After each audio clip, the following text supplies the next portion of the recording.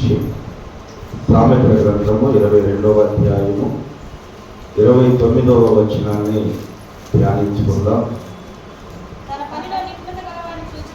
తన పనిలో నిపుణత గలవారిని చూచితివా? అల్పులైన వారి ఎదుట కాదు, వారు రాజుల ఎదుటనే నిలుచును. దేవునికి స్తోత్రం. పనిలో నిపుణత గలవారిని చూచితివా? వాడు అల్పుల ఎదుట కాదు, రాజుల ఎదుటనే నిలవబడని లేఖనం సెలవుతుంది. ఈ రోజున చదువులుండి, డబ్బుండి చాలామంది వీడు బ్రతికేందుకు అని అనిపించుకుంటున్న వాళ్ళు చాలామంది ఉన్నారు. పద్దాకల కష్టపడతానే ఉంటారు, పద్దాకల పని చేసుకునే ఉంటారు, కానీ వాళ్ళ పనికి అర్థం ఉండదు.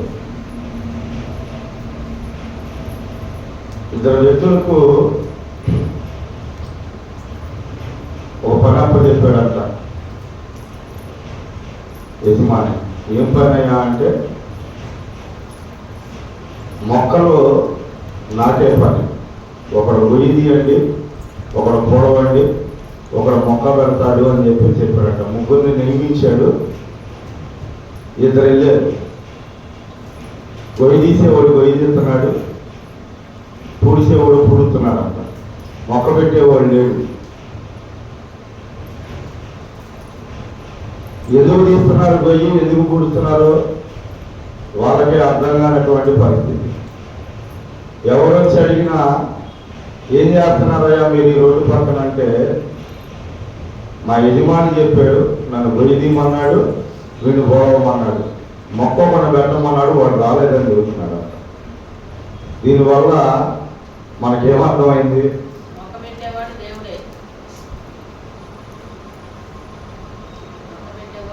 పనికి ఎందుకు పంపాడు, మనం ఏ పని మీద వెళ్ళాము ఆ పని వాళ్ళు చేయడానికి ప్రయత్నం చేయరు. వాళ్ళకి ఏం పని చెప్పారో అదే చేస్తా పోతా ఉంటారు జీవితాంతం.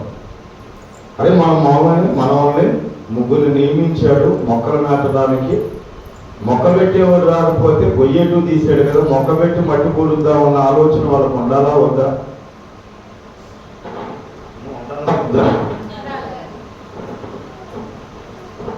లేకపోతే ఆ పంపినటువంటి యజమాని సాయంత్రం ఏం చేశారా మీరంటే, నన్ను గొయ్యి తీయమన్నా, వాడిని గొడవమన్నా, మొక్క పెట్టమన్నా, వాడేమో రాలేదు, మరి మమ్మల్ని ఏం చేయమంటే చేసిన పనికి జీతం ఇస్తాడా?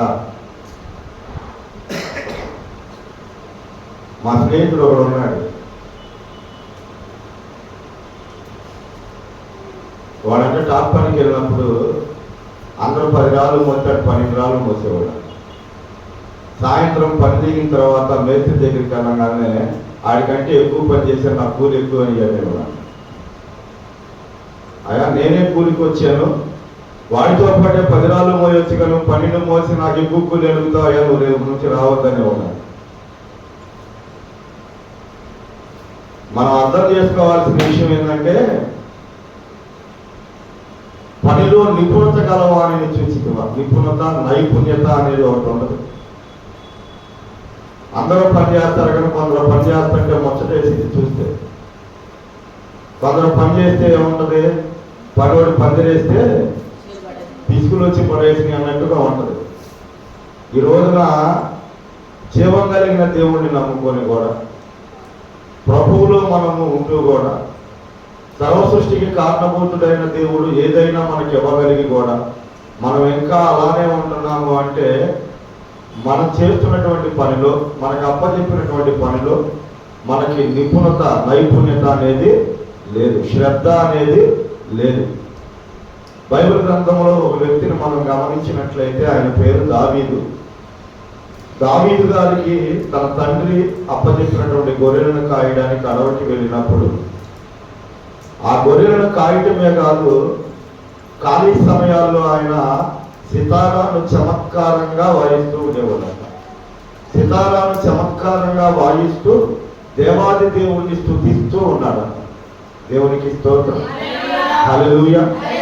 దేవాది దేవుణ్ణి స్తుతించడమే కాదు, ఆ గొర్రెలను కాయటానికి వెళ్ళినటువంటి ఆయన ఆ గొర్రెలకి ఏదన్నా హాని జరుగుద్ది అనే ఆలోచన వస్తే, ప్రమాదం జరుగుతుందనుకుంటే ఖచ్చితంగా ఎలుగుబంటికైనా సింహానికైనా ఎదురు తిరగగలిగినటువంటి ధైర్య సాహసాలను ఆయన కనబరిచాడు.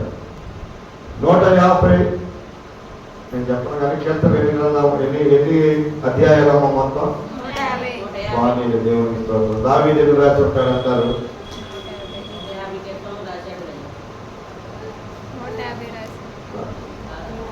దాదాపు రాసింది ఆయన 90 కీర్తనలే రాసి ఉంటారు.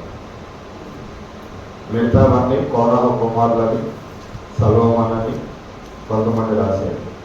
అంటే నేను ఇప్పుడు ఎందుకు ఈ మాట మీకు చెప్తున్నానంటే, దావీదు గొర్రెలు కాయడానికి వెళ్ళినప్పుడు ఆయన వాయిద్యాలను నేర్చుకున్నాడు, ఆయన దేవుణ్ణి స్తుతిస్తూ ఉన్నాడు, తన అప్పచెప్పినటువంటి పనిని సక్రమంగా చేస్తున్నాడు. అలాగే దావీదు కీర్తనలు రాస్తున్నాడు, ఖాళీగా లేడమ్మా ఆయన. సౌలు రాజు అయి ఉండి రాజ్యాన్ని పరిపాలించాల్సిన వాడు అయి ఉండి, సౌలు తనకు అప్పచెప్పిన పనిలో వెనకడుగు వేయడం వల్ల, భయపడటం వల్ల, తానున్న చోటే నిలబడిపోవడం వల్ల సౌలును దావీదును దేవుడు పరిశీలించాడు. దేవునికి స్తోత్రం, దేవునికి స్తోత్రం.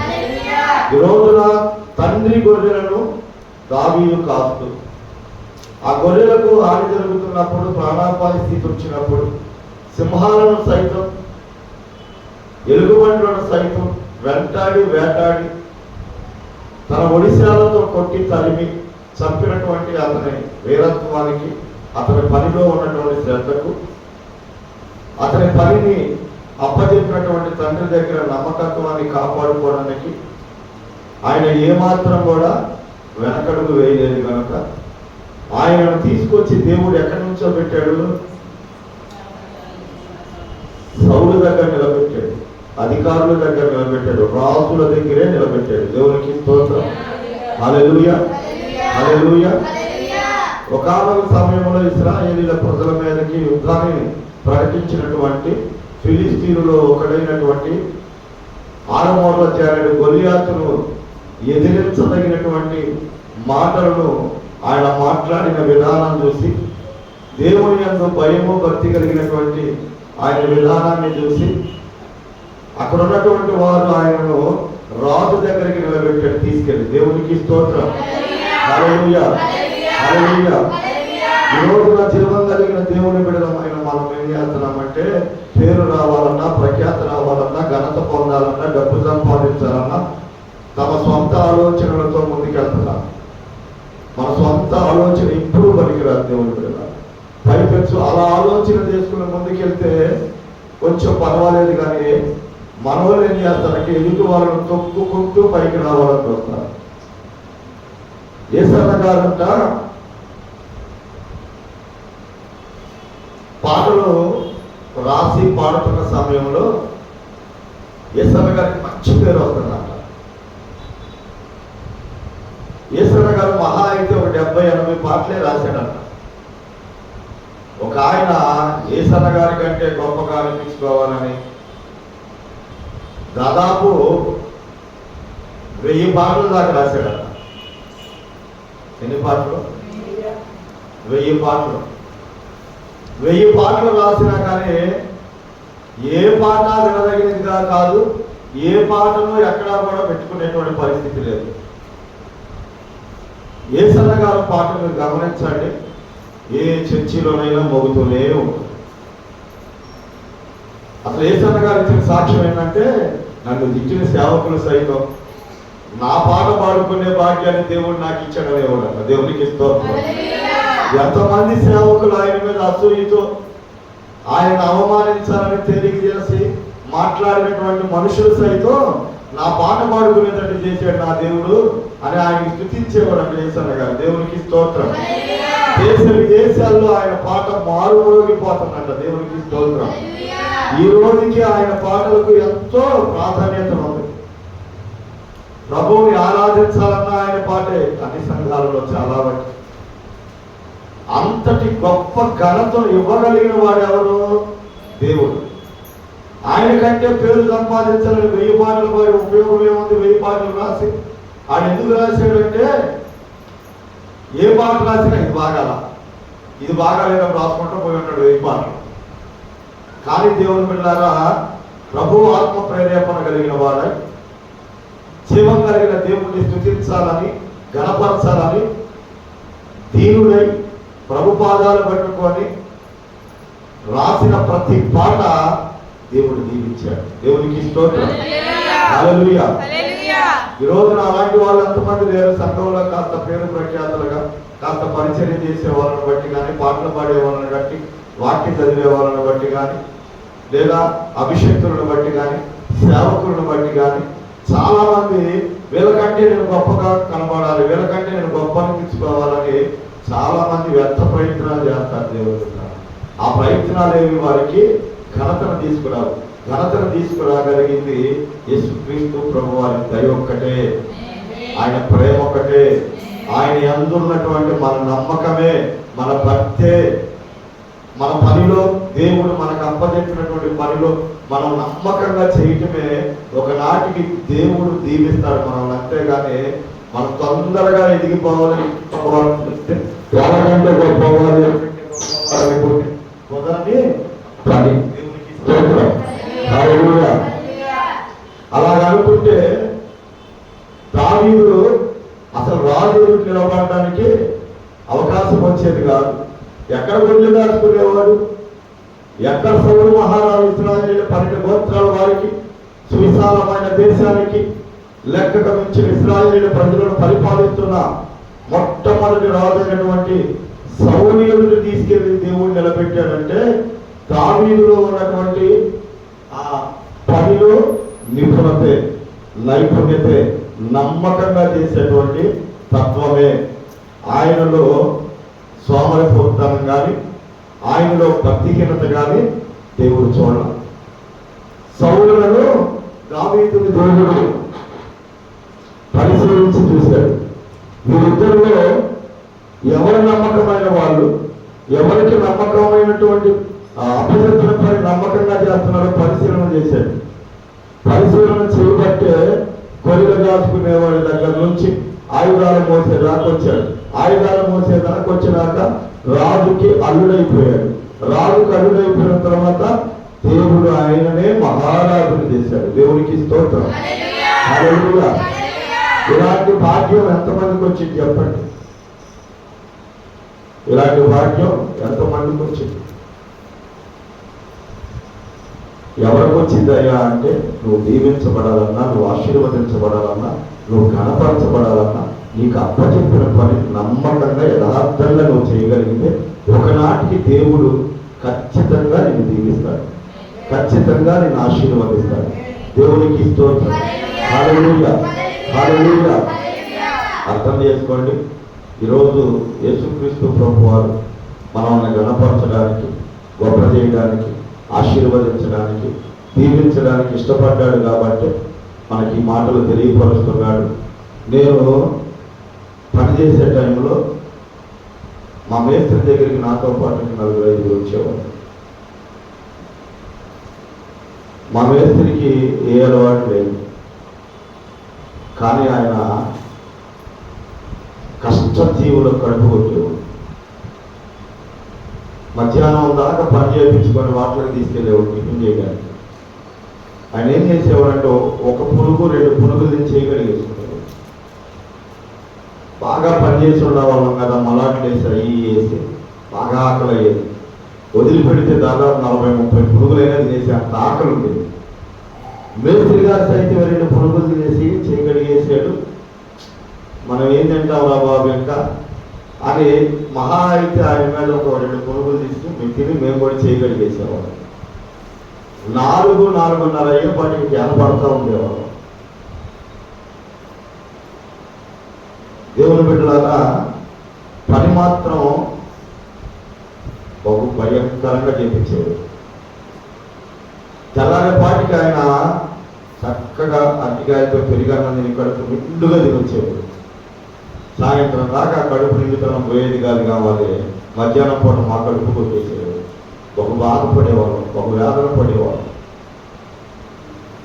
దాదాపు 45 సంవత్సరాలకి ఆయన హార్ట్ స్ట్రోక్ వచ్చి చనిపోయాడు. నేను ఎందుకు ఈ మాటలు చెప్తున్నానంటే, ఒకప్పుడు ఆయన కూడా పనోడేగా. సాయంత్రం ఒక అరగంట ఎక్కువ అయితే ఒక 100 రూపాయలు ఇస్తే ఆయన సంతోషపడే రోజులు లేవా? ఆయన పని చేసినప్పుడు మధ్యాహ్నం పూట మేస్త్రి గారు అదే పని చేస్తే ఆయన ఎంత బాధపడేవాడు. దేవుడు ఒక అవకాశాన్ని మనకిస్తే ఆ అవకాశాన్ని దుర్వినియోగం చేస్తూ ఇతరుల పొట్టగొట్టేటువంటి తన ఆలోచన, తను మాత్రమే సంపాదించుకోవాలన్న ఆలోచన చాలా పొరపాటు. అలాగా ఆలోచన చేసి మధ్యలోనే దాటిపోయిన వాళ్ళు చాలా మందిని చూశాను. దేవుని బిడ్డలారా, నేను ఒక మాట చెప్తా, జాగ్రత్తగా వినండి. కృతజ్ఞత అనేది ఖచ్చితంగా కావాలి మనకి. కృతజ్ఞత అనేది ఖచ్చితంగా కావాలి. సౌలు చేతిలో నుంచి దావీదును తప్పించిన యోనాతానును బట్టి కుంటివాడైన యోనాతాను కుమారుడైన మెఫీబోషెతుని లోదేబాడు నుంచి తెప్పించి రాజు భోజనము దగ్గర, రాజు బల దగ్గర సదాకాలం భోజనం చేసే అవకాశము దావీదు కల్పించాడు మెఫీబోషెతు. దేవునికి స్తోత్రం. హల్లెలూయా, హల్లెలూయా. జాగ్రత్తగా మనము ఆలోచన చేయండి. రాజుడి జనులను పరిపాలించాలి, రాజయుడి జనులందరికీ మేలు జరిగించాలి, న్యాయంగా పరిపాలించాలి. అన్యాయంగా పరిపాలించడానికి వీల్లేదు. అలాగే ఈరోజు దేవుని బిడ్డలమైన మనము కూడా ప్రతి ఒక్కరి కొరకు, శత్రువుల కొరకు కూడా ప్రార్థన చేసే మనసు నీకు రాకుండా. ఆడేమైపోతే నాకెందుకులే, అదేమైపోతే నాకెందుకులే, వాళ్ళకి ఇంకా దెబ్బ తగిలితే బాగుండి, ఇంకేదన్నా అయిపోతే బాగుండని మన మనసు అన్యజనుల వలె ఆలోచన చేయకూడదు. ప్రతి ఒక్కరి కొరకు ప్రాణం పెట్టాడు మన యేసయ్య. ఆయన బిడ్డలుగా ఉన్నాం మనం. నీకు అప్పచెప్పిన పని నువ్వు నమ్మకంగా చేస్తే ఖచ్చితంగా దేవుడు ఒకనాటికి నిన్ను కనపరుస్తాడు, గొప్ప చేస్తాడు. అధికారులు ఎదుట, యజమానులు ఎదుట నిలవబెడతాడు గర్వంగా. దేవునికి స్తోత్రం. స్త్రీ ఎప్పుడు కూడా తన ఇంటి పని, అలాగే దేవుని యందు భయము భక్తిని ఎప్పుడు కూడా అశ్రద్ధ చేయకూడదు. జ్ఞానవంతురాలు తన ఇల్లు కట్టును, మూఢురాలు తన చేతులతో తన ఇల్లు ఓడగలుగుతుంది. అవకాశం వచ్చింది కదా, అడిగేవాళ్ళు లేరు కదా అని ఎలా పడితే అలా నువ్వు జీవించడానికి, ఉండడానికి కూడా వీల్లేదు. ఖచ్చితంగా నీ పని నువ్వు సక్రమంగా చేస్తున్నప్పుడు, ఇంటి పని, పిల్లల పని, భర్త పని, అలాగే భార్య పని, అలాగే సంఘం పని, సహవాసం పని, ప్రార్థనలో ఉన్నటువంటి ఆ దేవుని యందు భయము భక్తి నువ్వు కలిగి ఉండి నువ్వు ముందుకెళ్తుంటే నీ కుటుంబానికి ఏ నష్టము కలగలేదు. దేవుడు యెహోవా యందు భయమంట పవిత్రమైనదంట. దేవునికి స్తోత్రం. ఏంటది? యెహోవా యందు భయము పవిత్రమైనది. అసలు ఆయన యందు భయము భక్తి కలిగి నువ్వు జీవిస్తే ఈ లోకములో మంచి సాక్ష్యం పొందుకుంటాం మనం. దావీదును గొర్రెలు గాయడానికి పంపిస్తే గొర్రెలు గాస్తూనే ఆగిపోయాడా? సితారా అంట చమత్కారంగా వాయించేవాడంటే, ఎంత చమత్కారం అంటే ఇశ్రాయేలు దేశంలోకెల్లా సితారాలు వాడుకగా వాయించగలిగిన వాళ్ళు ఎవరున్నారయ్యా? సౌలు దురాత్మ వదిలిపోవాలని ఆలోచన చేస్తే దావీదు ఒక్కడ కనపడ్డాడంట. దేవునికి స్తోత్రం. హల్లెలూయా, హల్లెలూయా. ఆ దేశం మొత్తం మీదే దావీదు వాయిద్యాలను బహు నైపుణ్యంగా వాయించగలుగుతాడంట. అందుకే సౌలు మీదకి దురాత్మ వచ్చినప్పుడు దావీదును పట్టుకొచ్చాడు. దేశం మొత్తం తిరిగి దావీదు ఎప్పుడైతే సితారాను వాయించాడో సౌలు మీద ఉన్న దురాత్మ వెళ్ళిపోయేదంట. దేవుని ఆత్మ దిగొచ్చాడు. దేవునికి స్తోత్రం. హల్లెలూయా. కొంతమంది పని చేస్తారు, అంతెందుకు నాలాంటి వాడిని తీసుకోండి. నేను రాడ్ బెండింగ్ పనికి వెళ్ళేవాడిని. రాడ్ బెండింగ్ పని కంటే అన్ని పనులు చేయాలి. నేను నేర్చుకున్న పని ఏంటంటే అచ్చంగా మొద్దు పని. బోర్డు, బెల్ట్లు, పోస్టులు, లెట్లు, స్లాబ్ కట్టేసి రమ్మంటే వెంటనే కట్టేసి వస్తా.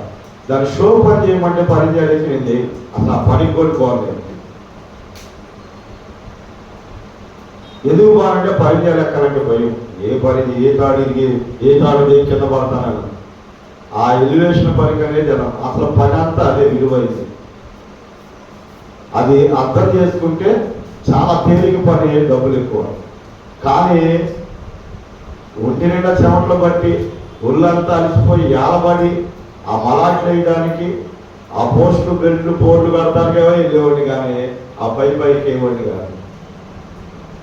కాబట్టి పరిపూర్ణ మేస్త్రి నవ్వలేకపోయాను. ముద్దు పనులకు మాత్రమే తీసుకెళ్లే వాళ్ళు అప్పచెప్పారు.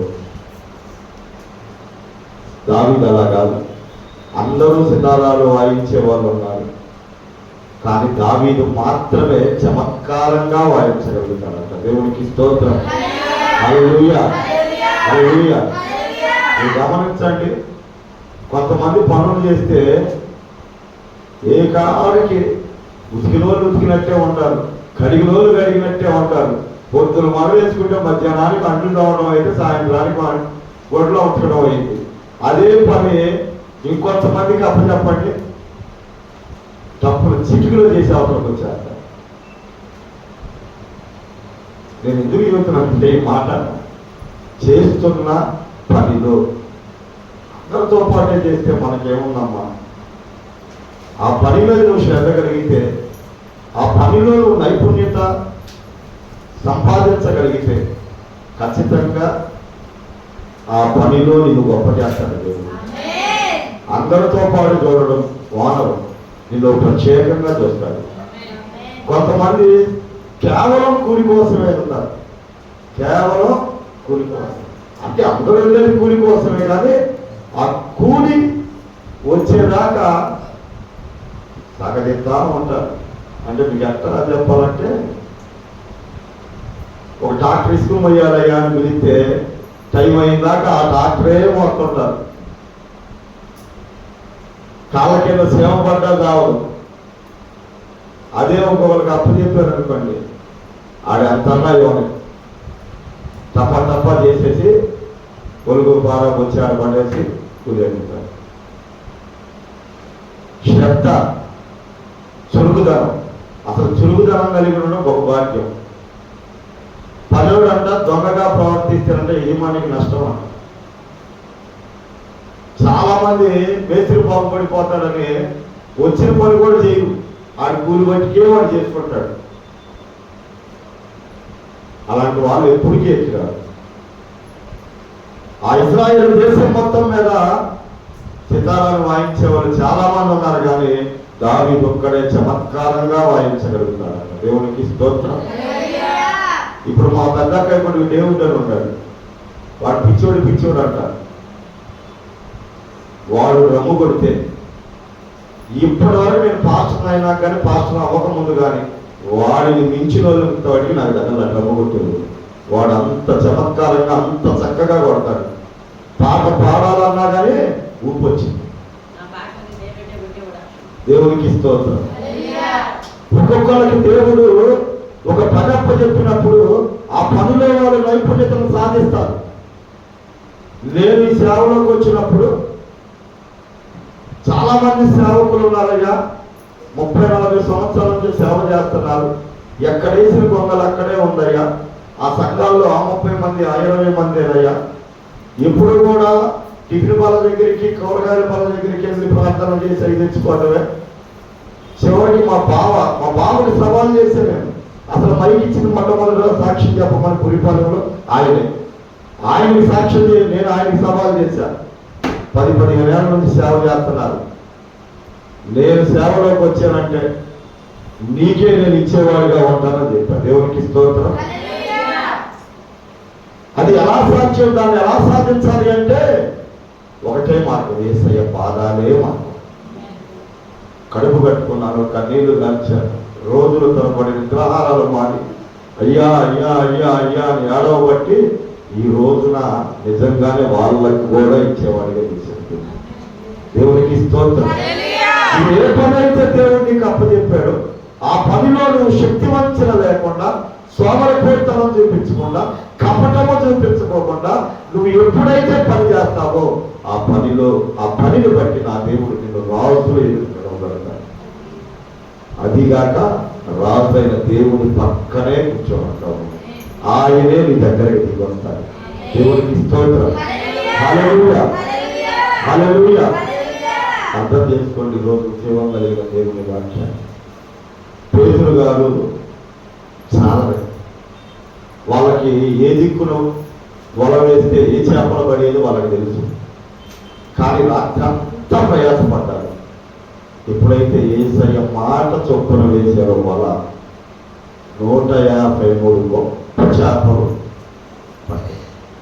ఇంకోసారి అయితే వలను పిగిలిపోయి అన్ని చేపలు బట్టి ఆ వలను వాళ్ళు లాగలేకపోతుంటే పక్క పడవలో వచ్చి సహాయం చేసి అంత విస్తారమైన చేపలు పట్టగలిగారు. దేవునికి హల్లెలూయా. ఆ చుట్టుపక్కల వాళ్ళందరూ ఆలోచన చేస్తుంటారు, ఆశ్చర్యపడి ఉంటారు. అది ఏనాడు పడనంతా చేప వలలో పడింది.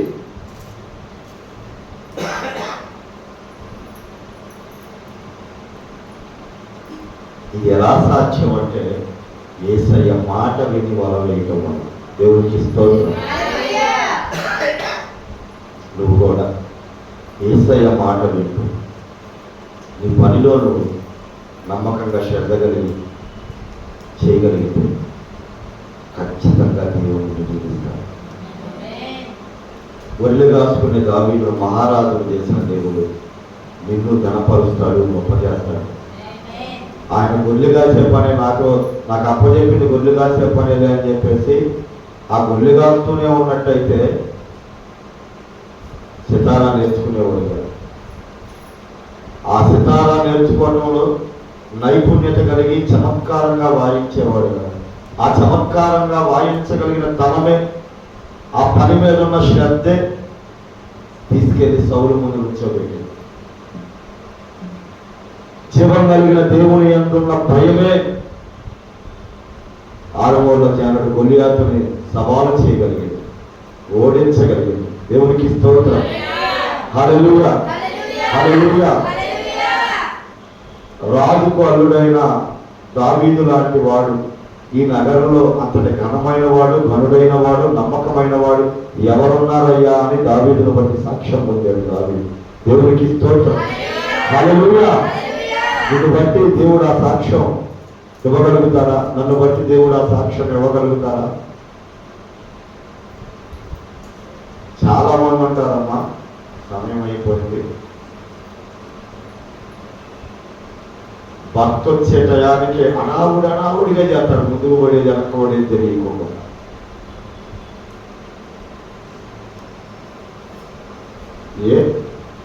నువ్వంటూ ఒక టైం పెట్టుకోవాలిగా, ఈ టైం పెట్టుకుని చదవాలి, ఈ పరిమాణం చేసుకోవాలి, పిల్లలు ఈ టయానికి పంపించాలి, ఈ టయానికి నేను ప్రార్థన చేసుకోవాలి, ఈ టయానికి నా భర్త వస్తారు ముందు అన్నం పెట్టాలి, ఈ టయానికి మళ్ళా నా పిల్లలు వస్తారు వాళ్ళకి ఏదన్నా మంచి చెడు చెప్పాలి, ఆ చదువుకున్నటువంటి ఆ పుస్తకాలను ముందే పెట్టాలి, మళ్ళా నా పని చేసుకొని సాయంత్రం కుటుంబానికి భోజనం ఏర్పాటు చేసుకొని అందరం కూర్చొని భోజనం చేసి ప్రార్థన చేసుకొని పడుకోవాలి.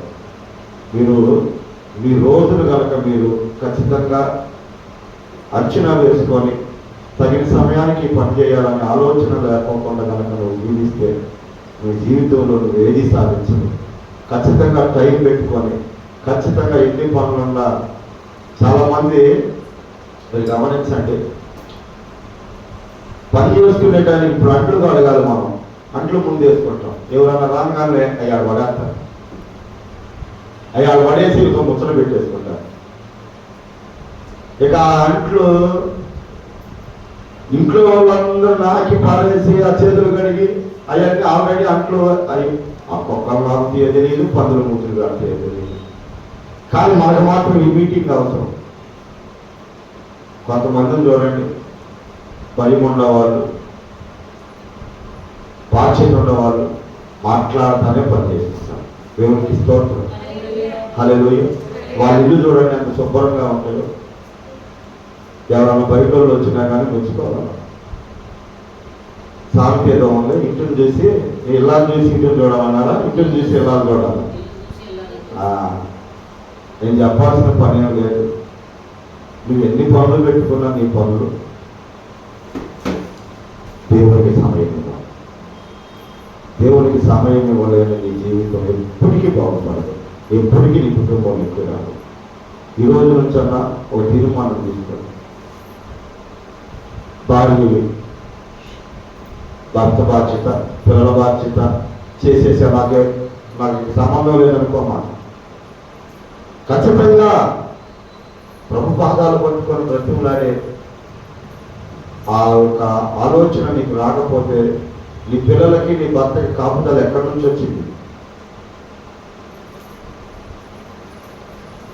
బైబిల్ చదువు, జ్ఞానాన్ని పెంచుకో, ప్రార్థించు, ప్రభుత్వం మాట్లాడు, దేవుడిని స్తుతించు, ఆయన సంతోషపరచు.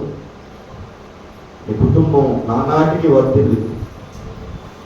అలా కాకుండా నాకెందుకులే, నేను కాస్తాయా ఆ అట్లు కొట్లు ఆ అన్నం కూర పడైతే నా పని అయిపోతుంది అనుకుంటే జీవితాంతం అంట్లు కూర దగ్గరే ఉంటాం. పని మనిషిలాగున్న నీవు యజమానురాలు అయిపోవాలమ్మా.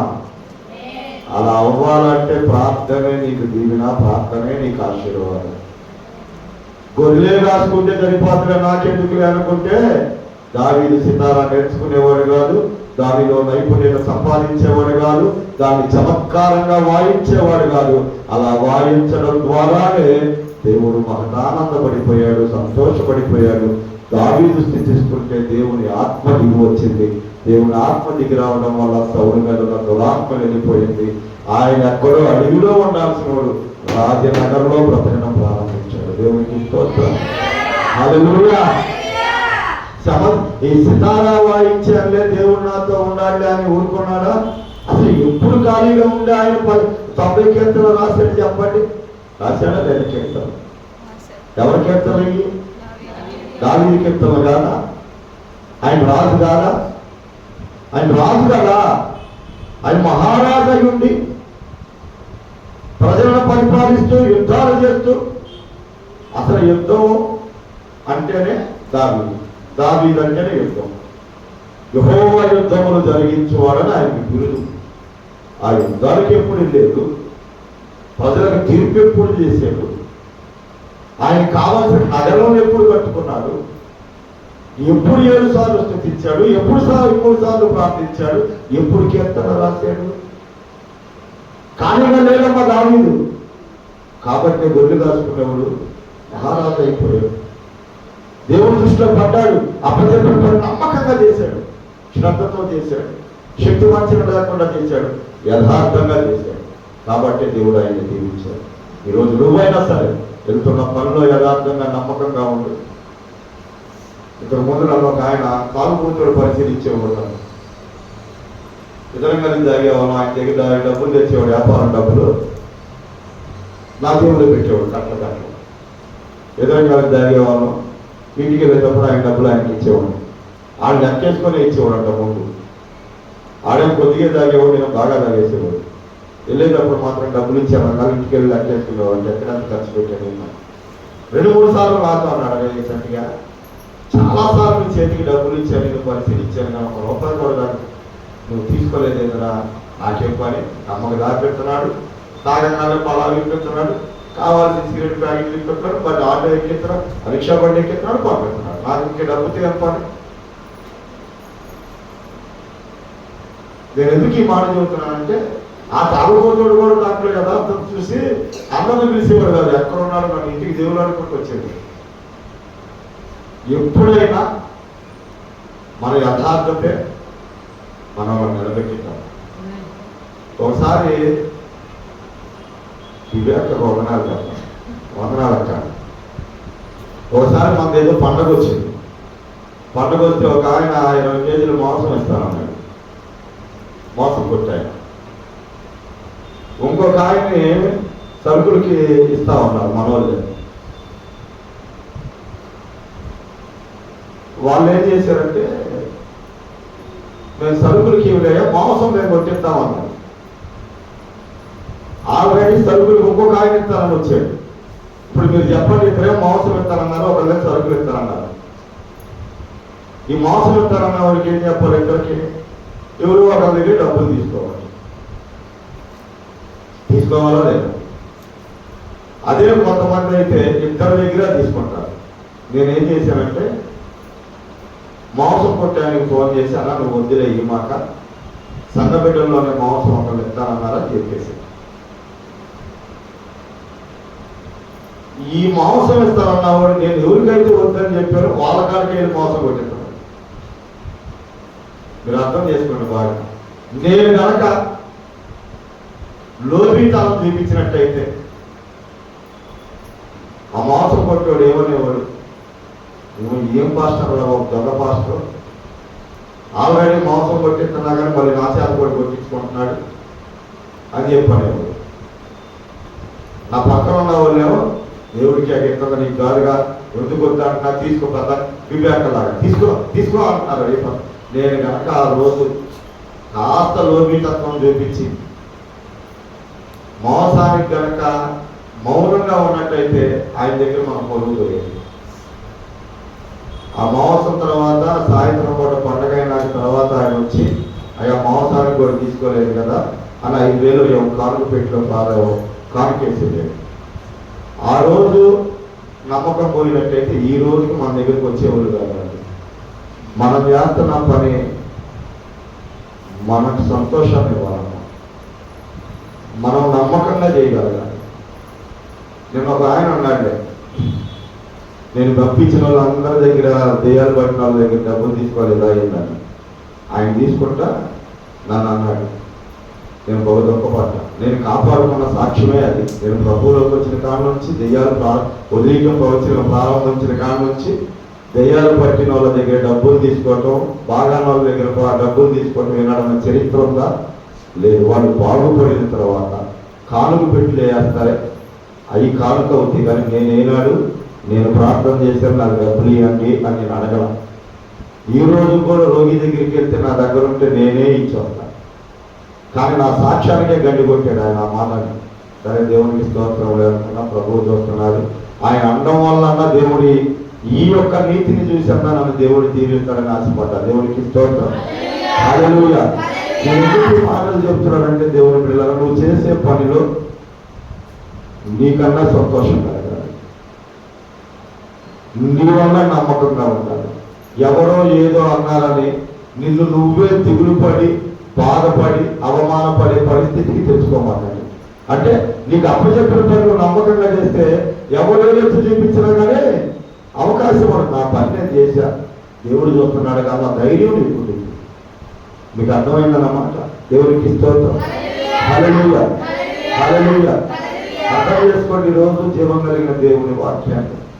దావీదు గొర్రెల కాపరిగానే ఆగిపోవడం, సితారాన్ని నేర్చుకున్నాడు, దావీదు కీర్తనలు రాశాడు. అలాగే 7 సార్లు స్తుతించాడు, 3 సార్లు ప్రార్థించాడు. అలాగా తను శ్రద్ధ కలిగి తన భక్తి జీవితాన్ని తనకు అప్పచెప్పిన పని చేయగలిగాడు. కాబట్టి దేవుడు 40 సంవత్సరాలు ఆయన ఇశ్రాయేలు ప్రజల మీద మహారాజుగా నిలబెట్టాడు.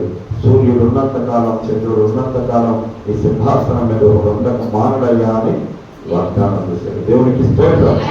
అలాగే ఈరోజు మీరు కూడా దేవుని పిల్లలారా, ఇంటి పని ఒంటి పనులతోనే ఆగిపోకుండా జీవం కలిగిన దేవునిలో నైపుణ్యత, భక్తి జీవితంలో నైపుణ్యత, ప్రార్థనలో, వాక్యంలో, పాఠంలో, ప్రార్థనలో మీరు కనుక ఖచ్చితంగా శ్రద్ధ కలిగి ఉంటే, సమయం ఇవ్వగలిగితే, ఒకనాటికి నీ ప్రార్థన, నీ భక్తి, నీ యథార్థత, నీ నీతి నేను నిలబెట్టింది. దేవుని స్తోత్రం.